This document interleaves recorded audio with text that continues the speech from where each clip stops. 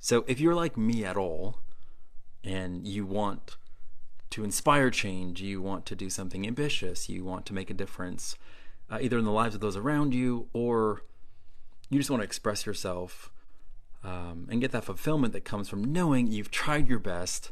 And first of all, we're not talking about a day, we're not talking about a given week, we're talking about over the long haul. We're talking about like over a decade or so.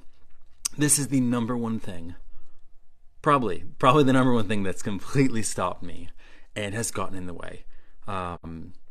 So if I were talking to my younger self, this is exactly the advice I would have given to myself. So unfortunately, someone didn't tell me this, but the number one area of bad thinking that I had was I didn't realize how easy it was for me to focus on outcomes rather than output. So what does that mean? It means you're about to do something great. You're about to start a new company, or maybe a new partnership, or launch a new product, or simply you just want to raise your hand and step up in a new way than what you've done in the past. And without realizing it, you start shifting to thinking about what is the outcome of me doing this. And the problem with that is that you get into some sort of delusion thinking that you can kind of control it. What we're really doing, or at least for me, is that I'm looking for some sort of certainty.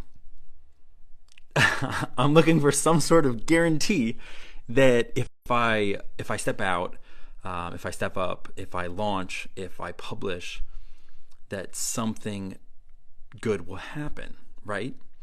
And that's the crazy thing, is that anything that's worth doing in the world has to do with like launching something into the marketplace, and we can never control what the marketplace, how it's going to respond, whether what we're creating is art, whether it's some sort of leadership, whether it's some sort of innovation.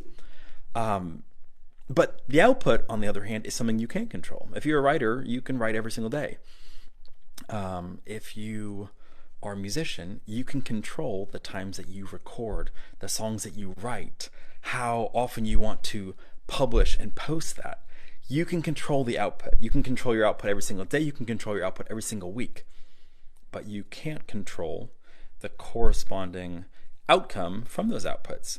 But the bad thinking focuses on the outcomes with some sense of, if only I could reassure myself that I'm not going to fail, look foolish, look stupid, and that is going to stop you from stepping up and putting into the world what you need to put into the world.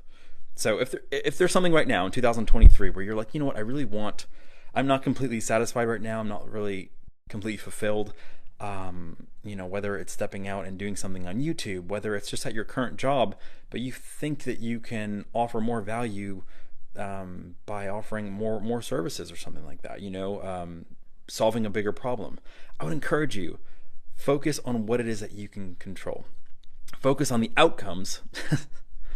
Don't focus on the outcomes. Focus on the outputs that are within your ability to control.